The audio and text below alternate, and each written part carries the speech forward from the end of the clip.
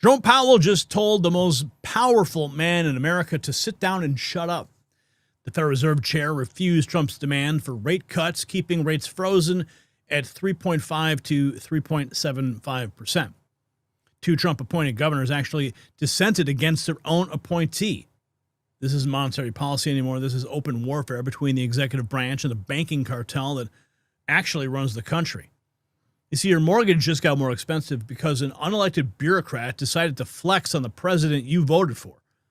Powell literally said elected officials shouldn't control monetary policy. Translation, your vote doesn't matter when it comes to the money supply. While you're struggling with higher borrowing costs, the S&P hit all-time highs this morning because Wall Street loves expensive money that keeps the regular people out of investments. This is the deep state in action. Unelected officials making decisions that affect every dollar in your wallet, every loan you'll ever need, every investment you'll ever make. Powell's term doesn't end until 2028, meaning he can sabotage Trump's entire second term with zero accountability for voters. And speaking of national security threats to American prosperity, let's talk about another critical story that's developing. On January 5th of 2026, the U.S. Department of Energy announced $2.7 billion in contracts to restore domestic uranium enrichment capabilities. This is not just government spending, it's a declaration of intent. You see, America needs uranium, domestic uranium, and it needs it right now. You see, the U.S. consumes 50 million pounds of uranium annually, but produces less than 5%. We're completely dependent on foreign suppliers, including Russia. So while Powell's playing games with interest rates, smart money is moving into uranium's sector. Atomic Minerals Corporation is positioned at the center of this strategic shift. They're not just mining uranium, they're mining American energy independence. With nuclear power expanding rapidly and defense applications requiring secure supply chains, uranium demand will explode over the next decade. The government contracts prove this is happening. Now, it's happening now, not someday. So visit the link in the description for the full briefing to learn how you can position yourself in America's uranium renaissance. Because while the Fed fights Trump, real wealth is built on essential resources, and we thank them for supporting this program. Now, here's what makes this even more insane. Powell admitted the economy is doing well despite tariffs and geopolitical tensions. Oil prices are down, trade policy changes haven't broken anything. Unemployment is stabilizing, so why refuse rate cuts? Because this isn't about economics, it's about control. Powell's sending a message that the Federal Reserve answers to nobody, not even the president. The two Trump appointees who dissented prove even his own picks can't be trusted.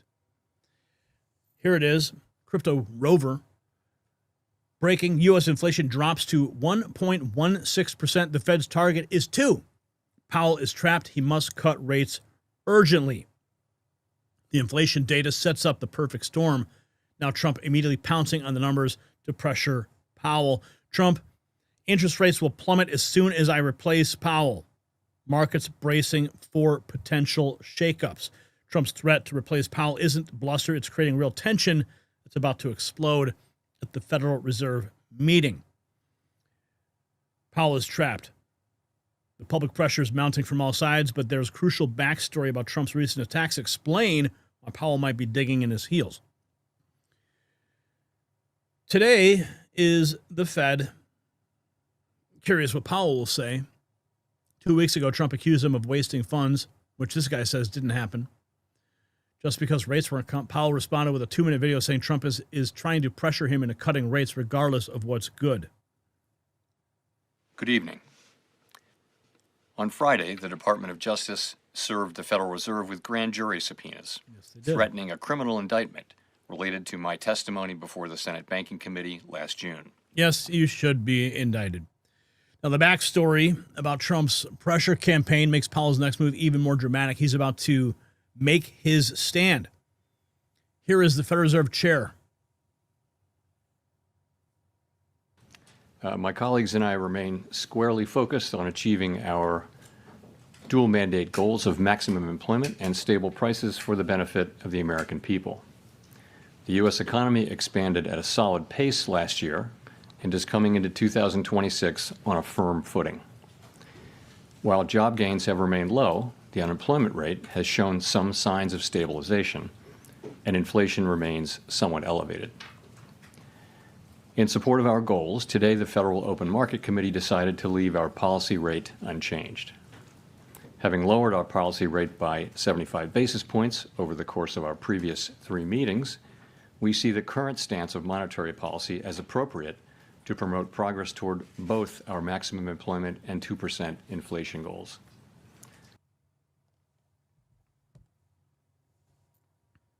So Powell dropping the hammer, refusing Trump's demand, and the reaction from Trump allies is explosive. Federal Reserve Chair Powell just refused to cut interest rates, rebuking Trump. Trump governors Mirren and Waller dissent. Can't wait for Powell to be out as Fed chair. Trump's replacement will be a million times better. Let's check this out.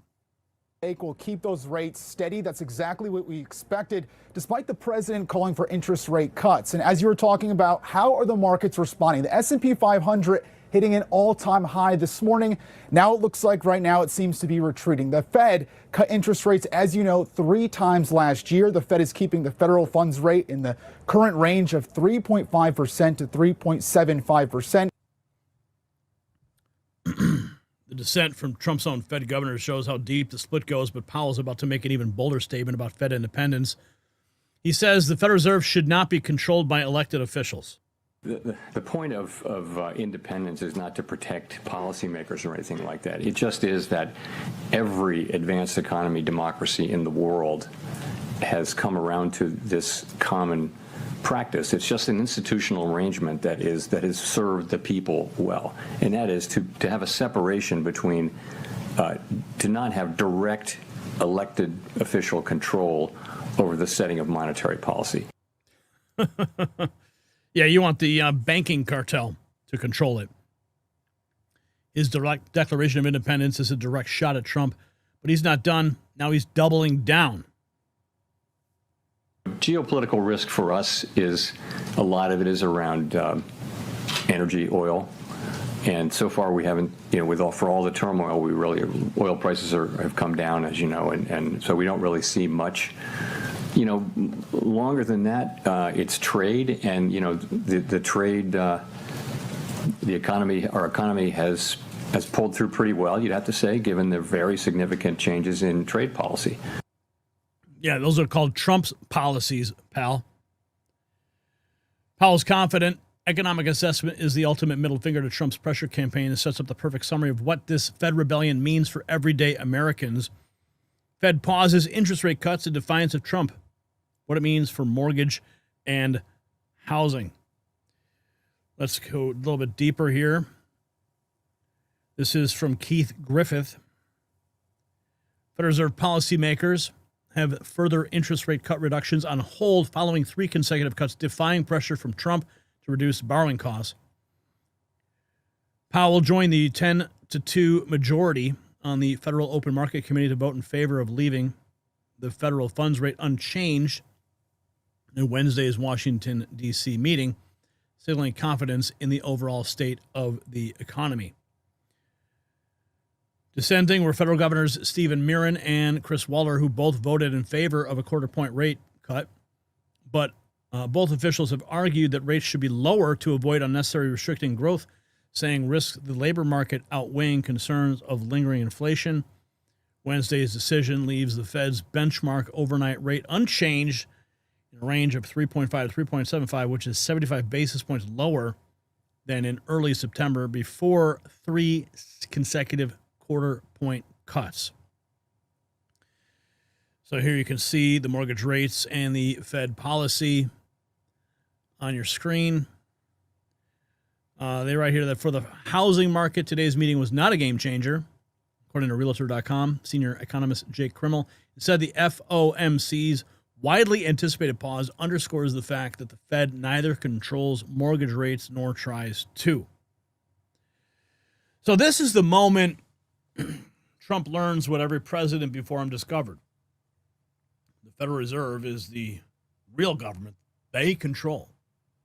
The money they control. The economy they control. your future. Powell just reminded Trump who runs America. And spoiler alert, it's not the guy you elected. It's the banking cartel that's been calling the shots since 1913. The Federal Reserve just proved that elections don't matter. When unelected bureaucrats, when they control the money supply, Powell's defiance isn't monetary policy, it's a coup in slow motion. While you pay higher mortgage rates, the banking elite consolidates power over every economic decision that affects your life. Trump's replacement for Powell better understand that the Fed works for the American people and not Wall Street boardrooms. This is why we need real monetary reform. We need to just end the Fed. Okay, not just different faces making the same corrupt decisions. Do you think the Federal Reserve should be controlled by elected officials instead of banking bureaucrats? Let me know in the comments, and while you're there, check out the Next News merch shop for gear that shows you're awake to what's really happening. The system controls information. Information control is power. They don't want you to see this. The truth only survives together. They don't want this. Share this now.